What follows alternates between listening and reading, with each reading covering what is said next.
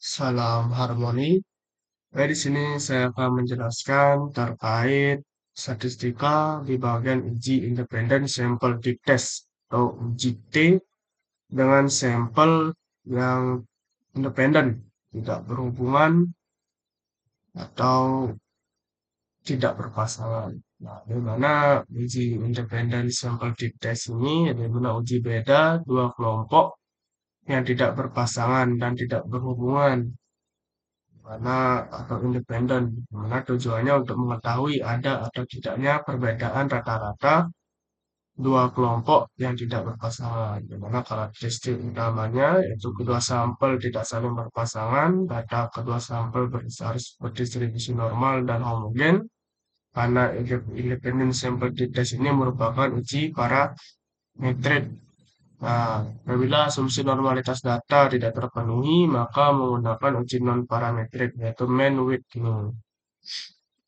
Nah, di sini langsung saja terkait pengaplikasiannya.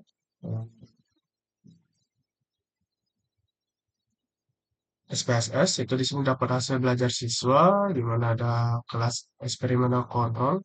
Artinya di sini terdapat penelitian menggunakan model pembelajaran flipped classroom dan model konvensional di dua kelas. Nah, di sini terdapat kelompok kelas eksperimen serta kelompok dari kontrol. Nah, di mana di sini eksperimen dan kontrol ini merupakan dua kelas yang berbeda dan tidak adanya hubungan atau tidak berpasangan. Nah, untuk menginputnya ke dalam data SPSS, saya mengubah formatnya kelompok satu sebagai kelompok eksperimen dan kelompok dua sebagai kelompok kontrol. Lalu dengan cara seperti ini langsung bisa di copy dan dimasukkan ke dalam SPS. Nah, SPS yang saya gunakan itu SPS for Windows dengan versi 22.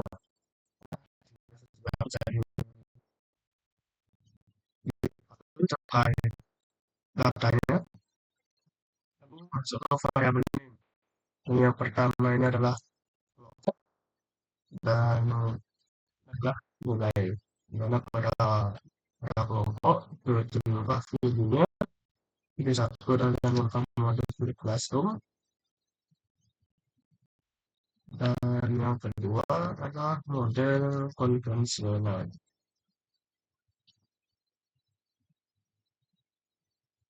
Merupakan sebuah normal dan nilainya adalah sekian.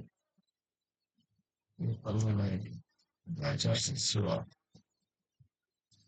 Oke, karena sudah selesai dalam pemberian nama di variabel view, lalu karena independent sample test ini merupakan uji parametrik, maka diperlukanlah uji asumsi terlebih dahulu, yaitu di mana uji asumsi ini adalah normalitas data dan homogenitas. Maka bisa klik analyze, descriptive statistik, explore, untuk nilai belajar siswa masuk ke dependent list, kelompok masuk ke factor list. Langsung klik menu plots, normality probabilitas dicentang dan reward estimation dicentang. So klik OK. Maka muncul hasil analisis dari test of normality. Di sini menggunakan Shapiro-Wilk dengan data yang masih kurang dari 20. Nah, dengan melihat nilai signifikasi, nilai sig dari Shapiro-Wilk, yaitu di mana model Big Cluster itu 0,062 dan model konvensional itu 0,059, di mana nilai signya ini, di mana nilai P itu lebih dari 0,05, maka data dari kelompok model Big Cluster dan model konvensional itu dinyatakan normal. Untuk tes homogeneity, levelnya tes, di mana berdasarkan nilai dari based on mean-nya, level statistiknya itu 3,015 dengan nilai sig 0,087. Di mana karena P-nya atau sig-nya adalah lebih dari 0,05, maka data tersebut dinyatakan varian dari data tersebut adalah homogen. Nah, karena dari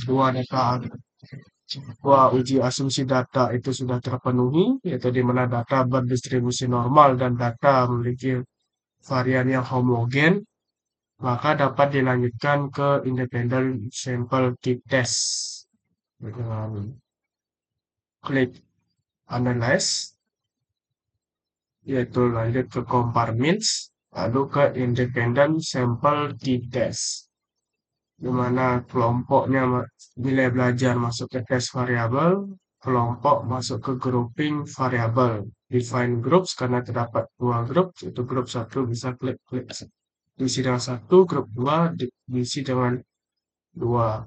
Maka klik OK. Setelah klik OK, maka muncul in kolom independent sample test. Nah, karena nilai dari data dari dua data ini adalah homogen, maka masuknya ke equivariance assume. Bisa dilihat untuk nilai dari sigtotalnya itu berada di angka 0,035, di mana P kurang dari nilai probabilitasnya kurang dari 0,05.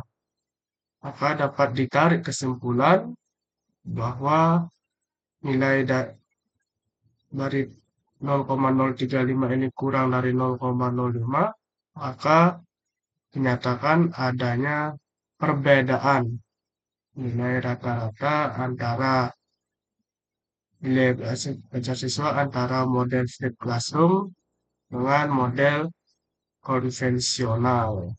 Maka di sini H0 ditolak dan H1 diterima.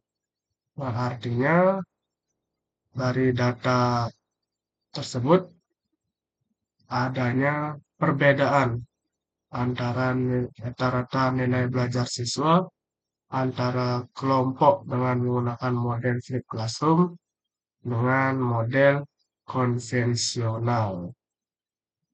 Oke, sekian dari pembahasan saya terkait tutorial dari independent sample test. Mohon maaf jika ada salah kata. Sekian, terima kasih.